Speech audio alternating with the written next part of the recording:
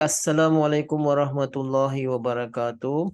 A'udzubillahi minasyaitonirrajim. Bismillahirrahmanirrahim. Ini kita dah banyak kali belajar. Ulaika, mereka itulah. La bagi hum, mereka. Lahum bagi mereka. Nasibun. Ini maksudnya bahagian. Nasabah, nasibun. Ini maksudnya bahagian. Mimma, apa-apa, dari apa-apa. Kasabu, ini jamak daripada kasabah. Kasabu, kasab ini maksudnya benda yang kita bersungguh-sungguh melakukannya. Kita berkali-kali melakukannya. Itu maksudnya kasabah. Jadi nanti saya terangkan dalam tafsir. Itu maksud kasabah. Wa dan Allah sari'u, segera atau cepat, al-hisab, dalam menghitung. Hisab kita pun dalam bahasa Melayu lama pun dipanggil hisab, mengira atau menghitung. Jadi kita lihat terjemahannya yang mudah dahulu. Ulaika lahum nasibum mimma kasabu. Mereka itulah bagi mereka bahagian dari apa-apa yang mereka usahakan. Wallahu sari'ul hisab. Dan Allah Ta'ala sangat cepat atau sangat segera dalam membuat perhitungan. Jadi penafsirannya yang ringkas, kerana ayat ini bersambung daripada ayat yang sebelumnya mengenai orang-orang yang meminta kebaikan di dunia dan kebaikan di akhirat. Tolong, siapa ni? Puan apa ni? Azan, tolong mute. Jadi ni berkaitan dengan kasabu di sini. Yang saya katakan tadi, banyak benda yang dilakukan berulang-ulang, penuh dengan usaha. Ini berkaitan dengan ayat yang sebelumnya, di mana orang-orang yang beriman yang mengatakan mereka mahukan kebaikan di dunia, fi dunia hasanah, dan kebaikan di akhirat juga, fil akhirati hasanah. Jadi maksudnya kasabuh sini bukan sahaja dari segi usaha tenaga badan, tapi mengenai perkara hati juga boleh digunakan kasabuh. Kenapa? Kalau kita berzikir, berdoa, itu pun kita mengumpulkan kebaikan kita. Jadi maksudnya di situ, jadi mereka yang akan mendapat pahala daripada bahagian yang mereka usahakan, sama ada dengan pekerjaan ataupun dengan zikir dan doa, itu mereka akan dapatkan pahala daripada Allah Subhanahu Wa Taala. Wallahu sari'ul hisab. Allah Ta'ala sangat segera dalam membuat perhitungan, dalam menghisap. Jadi ayat ini menggambarkan apapun pekerjaan yang kita buat, Allah Ta'ala maha mengetahui. Allah Ta'ala akan memberikan kesan pada diri kita. Ini banyak dalam Al-Quran pun banyak disentuhkan ayat ini tentang pekerjaan Allah Subhanahu Wa Ta'ala dalam memberi ganjaran kepada hamba-Nya. Begitu juga dalam hadis di mana Rasulullah Sallallahu Alaihi Wasallam sendiri pernah bersabda bahawa kalau kita ada niat untuk kalau kita dah melakukan satu kesalahan, niat melakukan kejahatan ke, jadi dalam diri kita tu akan ada satu noktah hitam. Kalau kita tidak segera bertobah, kalau kita terus condong kepada niat jahat tadi itu, lama-lama noktah hitam itu makin lama makin banyak akan menggelapkan hati kita. Akhirnya kita terjerumus ke dalam dosa ataupun kejahatan itu. Itu memang segera Allah Ta'ala bagi dah. Kalau kita niat pun sebenarnya dah ada satu noktah dah. Noktah hitam dekat hati kita. Begitu juga kalau kita buat kebaikan. Kalau kita buat kebaikan, akan ada cahaya, titik cahaya dalam hati kita. Dan kalau kita terus melakukan kebaikan-kebaikan itu, lama kelamaan nanti hati kita ini akan bercahaya. Sebab itu dikatakan wallahu sari'ul hisab, Allah Ta'ala segera dalam menghitung. Jadi apapun pekerjaan yang kita buat, sama ada baik ataupun buruk, dia akan segera memberi kesan dalam hati kita. Lama-lama akan zahir dalam tingkah laku kita, pandangan kita, percakapan kita, dia akan zahir. Kan? Banyak contoh. Sebagai contoh yang selalu saya berikan, kalau orang itu dia mengenakan pakaian yang gambar baju hitam, gambar tengkorak, kemudian mengenakan seluar jeans yang koyak-koyak, itu segera secara tak langsung akan mempengaruhi dalamannya, hatinya. Hatinya akan menjadi keras, akan menjadi berani, tak akan takut pada siapa-siapa, tak kisah kepada siapa-siapa. Dia terpulang apa yang dia nak lakukan. Itu akan mempengaruhi. Sama juga kalau kita mengenakan pakaian takwa, kan, warna putih, macam ibadah haji kita kenakan pakaian takwa warna putih. Ini segera akan kita dapat rasakan dalam hati kita bahawa kita akan melakukan kebaikan. Kita tidak mahu melakukan keburukan. Kita akan duduk banyak berzikir, berdoa, mengingati Allah Subhanahu Wa Taala. Ini secara general itu yang terjadi. Sebab tu dia katakan wallahu sari'ul hisab. Dia akan segera, Allah Taala akan tahu. Bermula dari situ dan kepada langkah-langkah seterusnya, apa yang kita lakukan, sama ada buruk atau baiknya, dia akan memberi kesan kepada jiwa dan rohani kita. Sebab tu dia katakan wallahu sari'ul hisab. Sebenarnya banyak lagi kalau kita nak sampaikan. Baiklah, kita sambung pada ayat yang seterusnya. Wa dan uzkuru, kata perintah jamak, ingatlah, kamu ingatlah Allah, kepada Allah, fi, dalam atau pada pun, ayam, ini hari-hari. Ini jamak daripada yaum, ini ayam, jamak hari-hari, ma'dudat. Hari ma'dudat ni kita dah belajar juga sebelum ini, maksudnya yang telah ditentukan. Hari-hari yang telah ditetapkan. Nanti saya terangkan. Fa, maka, man, barang siapa, ta'ajjala, yang ingin bersegera. Ajala, jadi ta'ajjala, fi'il mudhari, yang ingin bersegera, fi, dalam, yaumain, 2 hari. Kalau yaum 1 hari, yaumain 2 hari. Ayam tadi kita katakan jamak. Dalam 2 hari, fa, maka la, tidaklah, ismun. Ismun pun kita dah banyak belajar. Ini maksudnya dosa atau kesalahan. Alaihi, ke atasnya. Ala sambung dengan hi, alaihi, ke atasnya. Wa, dan man, barang siapa, ta'akhara, yang ingin melambatkan, melengah-lengahkan. Fa, maka la, tiada juga, ismun, tadi dosa atau kesalahan, alaihi, ke atasnya. Ini pun dah banyak kali kita ulang. Li, bagi man, barang siapa, ittaqa, yang bertakwa. Bagi siapa yang bertakwa, wa, dan ittaqu, dan bertakwalah, ittaqullah, bertakwalah kepada Allah. Wa, dan a'lamu, ketahuilah, kamu ketahuilah, jamak, kamu ketahuilah, anna, sesungguhnya, kum, kamu itu, ilaihi, ke arahnya, tuhsyarun, hasyar. Tuhsyarun maknanya fi'il majhul, dikumpulkan. Fi'il mudhari majhul, maknanya kamu akan dikumpulkan. Iaitu kita akan dikumpulkan ke hadapan Allah Subhanahu Wa Taala. Baiklah, kita lihat terjemahannya yang mudah. Wadhkurullaha fi ayyamin ma'dudat. Dan kamu ingatlah Allah pada hari-hari yang telah ditetapkan. Faman ta'ajala fi yaumaini fala isma alaihi. Dan barang siapa yang ingin bersegera dalam 2 hari, maka tidak ada salah ke atasnya. Wa man ta'akhara fala isma alaihi. Maka barang siapa yang ingin memperlengahkan, juga tidak ada salah ke atasnya.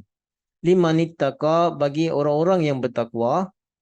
Wattaqullah, dan bertakwalah kepada Allah. Wa'lamu annakum ilaihi tuhsyarun. Dan ketahuilah sesungguhnya kamu kepadanya akan dikumpulkan, akan kembali. Jadi ayat ini yang dikatakan ingatlah, berzikirlah kepada Allah Ta'ala pada ayyamin ma'dudat. Ayyamin ma'dudat ni iaitu hari-hari yang telah ditetapkan. Tadi kita sedang bicara tentang ibadah haji. Ayyamin ma'dudat di sini boleh dimaksudkan iaitu ayyamit tasyrik, iaitu pada 11, 12, 13 Zulhijjah. Di mana orang-orang berada di Mina waktu tu. Orang berada di Mina untuk melontar di Jamrah Dunia, Jamrah Wusta dengan Jamratul Kubra. Jadi 3 hari ini adalah hari untuk melontar. Jadi bukan saja kita melontar di sini diperintahkan kepada kita banyak berzikir pada hari-hari tersebut. Ini dikatakan ayam tasyrik tadi.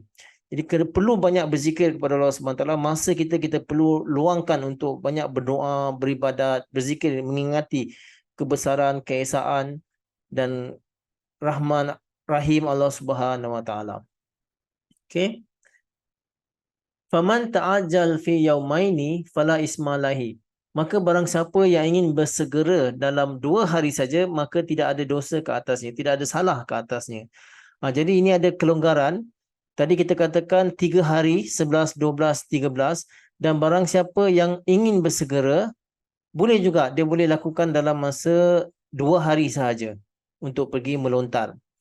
Imam Abu Hanifah mengatakan, jadi maksud ayat ini, fi yaumaini, maksudnya 2 hari ini, kita boleh lakukan 2 hari, 11, 12. Jadi hari yang 13 tu, Zulhijjah, pagi-pagi tu dah boleh balik. Dan ada juga pendapat mengatakan pada hari 11, 12, kalau hari yang ke-12 tu dah lepas kita melakukan ibadah melontar, dah boleh balik hari yang kedua tu. Tapi ada pun juga pendapat mengatakan kalau selepas asar dah tak boleh balik, kena tunggu sampai hari esok baru boleh balik. Jadi ini adalah beberapa pendapat, tapi sebenarnya ada kelonggaran daripada Allah Subhanahu Wa Taala. Siapa yang ingin pergi melontar dalam 2 hari pun boleh. Wa man ta'akhkhara fala isma alaihi. Barang siapa yang ingin melewatkan atau melengah kamu, tidak ada dosanya. Maksudnya di sini ta'akhkhara, mereka nak buat penuh 3 hari. Mereka nak duduk sana sampai hari ketiga, sampai asar, baru mereka nak balik. Itu pun boleh. Ingat, tapi ini untuk siapa? Limanit taqa, untuk orang-orang yang bertakwa. Bukan sengaja, suka-suka. Bukannya kita buat 2 hari tu sebab kita nak bershopping ke, kita ada urusan yang lain, bukan urusan ibadah ke, itu tak boleh. Tapi ini kelonggaran ini untuk orang-orang yang bertakwa. Maknanya betul-betul kita ada alasan supaya kita lakukan 2 hari. Tapi yang sebaiknya kita buat 3 hari. 11, 12 dan dengan 13 Zulhijjah itu kita mesti ada di Mina untuk melontar. Itu. Ini hanya ada setahun, hanya ada pada hari itu saja. Kalau kita pergi umrah tidak ada ni. Ibadah haji saja ada, ibadah melontar waktu ibadah musim haji. Kalau kita pergi umrah tak ada ibadah melontar ini. Jadi 3 hari ni kita perlu ambil kesempatan yang sebaik-baiknya untuk banyak mengingati, berzikir kepada Allah Subhanahu Wa Taala. Sebab apa? Dalam melontar tu satu ibadah yang sangat luar biasa. Nanti saya akan terangkan. Wattaqullah, dan bertakwalah kepada Allah Ta'ala. Wa'lamu annakum ilaihi tusyarun, dan ketahuilah bahawa sesungguhnya kamu akan kembali kepadanya. Jadi ayat ini Allah Ta'ala mengingatkan kepada kita bahawa ibadah haji ini semuanya kita digambarkan bahawa kita telah dikumpulkan di satu tempat. Ibaratnya macam kita disempurkan di akhirat nanti. Sebab tu Arafah itu pun bahagian dari kita, ibarat macam kita dikumpulkan di satu padang yang luas di di akhirat nanti, padang mahsyar. Dikatakan padang mahsyar. Itu pun satu gambaran bahawa kita akan dikumpulkan. Kemudian kita kenakan pakaian ihram yang menutup bahagian atas dan bawah je, 2 helai saja. Itu tu menggambarkan bahawa kita ni ibarat macam bayi yang baru lahir, baru keluar daripada perut ibu, dikenakan pakaian yang putih. Maknanya kita perlu hari-hari ini, hari-hari ibadah haji ini, kita perlu banyak berzikir, berdoa, mengaji, mengingat kepada Allah Subhanahu Wa Taala. Jadi sebab tu dia katakan sini kamu akan kembali. Jadi semua yang dikatakan syiar ilallah ni, waktu ibadah haji ni, tanda-tanda Allah Ta'ala ni kita akan dapatkan sewaktu kita berada di sana. Semua pekerjaan dalam ibadah haji ni semua ada hikmah, ada cerita di sebaliknya. Kenapa kita tawaf, kenapa kita cium Hajar Aswad, kenapa kita mengadakan berlari-lari anak Safa dan Marwah, kenapa kita berkumpul di Arafah, kenapa kita pergi ke Muzdalifah, kenapa kita pergi ke Mina. Ini semua ada syiarillah, tanda-tanda daripada Allah Subhanahu Taala. Jadi di sini ayat ini Allah Taala mengingatkan, wattaqullah, perlulah bertakwa kepada Allah Taala dan ketahuilah kamu akan dikumpulkan. Bagaimana ibadah haji ni kita lihat bagaimana berjuta-juta orang berada di sana. Ini satu gambaran kecil apabila kita dikumpulkan di akhirat nanti. Ini satu gambaran yang kecil. Jadi dalam melaksanakan ibadah haji ini memang bukan mudah. Saya sebelum ini pun dah beritahukan bahawa bukan mudah untuk melaksanakan ibadah haji ini. Di samping kita memerlukan kekuatan jasmani, kita juga memerlukan kekuatan rohani. Perlu banyak bersabar dan perlu banyak tenaga juga. Sebab apa? Ibadah haji ini memerlukan banyak tenaga. Perlu sihat sebab kita nak tawaf 7 kali, kita nak Safa Marwah 7 kali, kemudian nak pergi ke Arafah, kemudian nak pergi ke Muzdalifah, kemudian berjalan lagi 3 hari pergi melontar. Ini semua memerlukan tenaga, kekuatan. Malah perlu juga kesabaran dan kerohanian kerana banyak nanti dalam ramai-ramai banyak perangai orang ada di sana. Kadang kita terpijak lah, belaga bahu lah, orang menjerit lah, macam-macam. Jadi kita perlu bersabar dan kita perlu banyak zikir, ingat kepada Allah Ta'ala supaya Allah Ta'ala tutup kelemahan-kelemahan kita. Jadi inilah yang digambarkan dalam ayat ini supaya kita perlu melaksanakan, perlu mengingat Allah Ta'ala di hari-hari ini, hari-hari yang telah ditetapkan ini. Kita perlu banyak berzikir. Jadi saya ingin terangkan secara ringkas saja yang semua yang saya sebutkan tadi, Kaabah, Safa, Hajar Aswad, secara ringkas saya akan terangkan. Kenapa kita tawaf di Kaabah? Ini mengingatkan kepada umat Islam seluruhnya bahawa Kaabah inilah adalah pusat Islam, di mana menjadi kiblah orang Islam. Di mana pun kita berada, kita perlu ingat kepada Allah SWT, perlu beribadat kepada Allah SWT, perlu menghadapkan wajah kita kepada Allah SWT. Jadi kita tawaf kita satu persatuan di antara kita semua. Kena ramai-ramai melakukan tawaf. Ramai-ramai kita perlu mengingat Allah SWT. Sepatutnya kita perlu bersatu. Itu antaranya lah. Kemudian kenapa kita cium batu Hajar Aswad?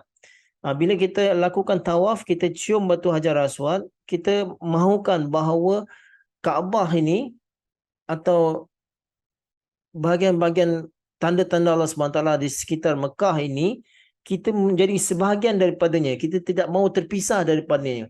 Ibaratnya macam kita cium anak-anak kita, kita cium ahli keluarga kita. Jadi kita mahu mereka bersama kita. Kita mahu jadi sebahagian dalam kehidupan mereka. Jadi cium Hajar Aswad itu kita mahukan kita sebahagian daripada tanda-tanda Allah SWT yang ada di Kaabah tadi. Kemudian kita berlari-lari anak dari Safa ke Marwah. Ini pun kita mengingatkan pengorbanan seorang ibu, Hazrat Hajrah, bagaimana dia bersabar menantikan pertolongan daripada Allah Subhanahu Wa Taala. Saya dah terangkan juga sebelum ini.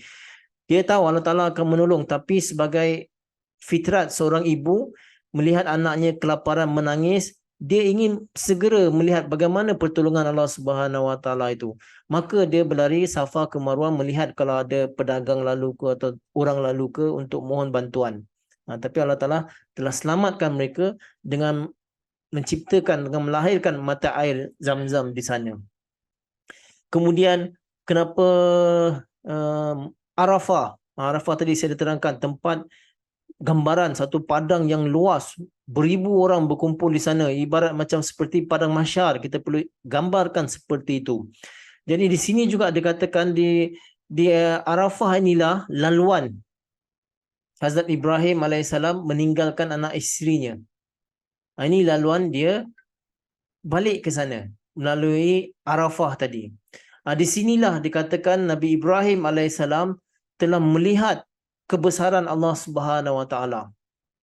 Walaupun isterinya di belakang memanggil, memujuk, tapi dia tak hiraukan. Waktu itu dia sedang asyik, sedang melihat kebesaran Allah Subhanahu Wa Taala.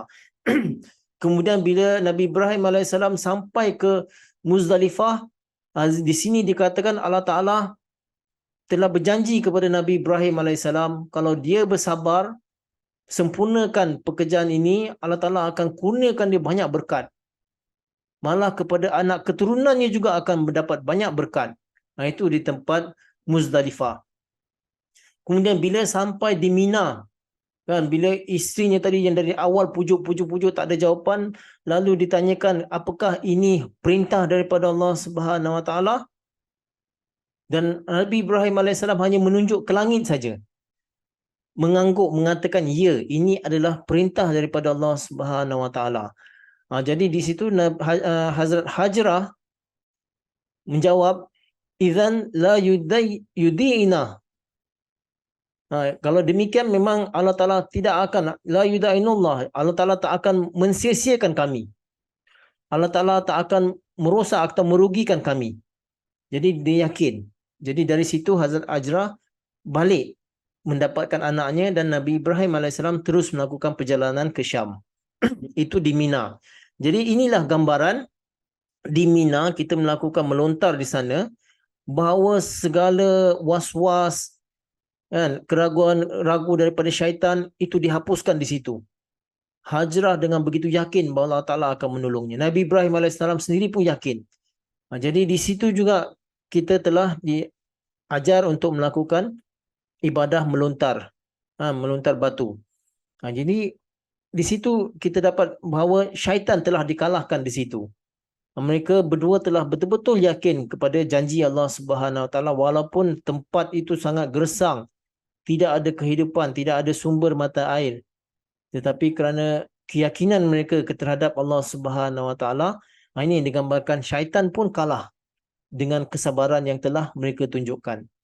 Jadi maka itulah ibadah-ibadah haji ini semuanya kalau kita fahami, kita lakukan dan mengambil faedah sebaik-baiknya sepanjang ibadah haji ini dengan banyak berzikir, berdoa kepada Allah Subhanahu Taala, insya-Allah taala doa-doa kita akan dikabulkan oleh Allah Subhanahu Taala. Ini pengalaman daripada banyak orang. Jadi saya ingin sampaikan satu sebelum kita akhiri kelas pada hari ini, pengalaman daripada Hazrat Khalifatul Masih Awal Maulana Hakim Nuruddin Sahib radhiyallahu taala anhu.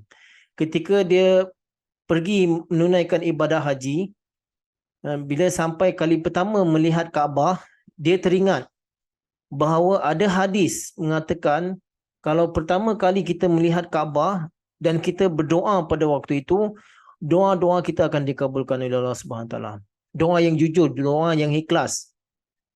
Lalu dia berfikir, Maulana Hakim Nuruddin Sahib berfikir, kalau dia berdoa pada waktu itu, insya-Allah taala Allah Taala akan kabulkan.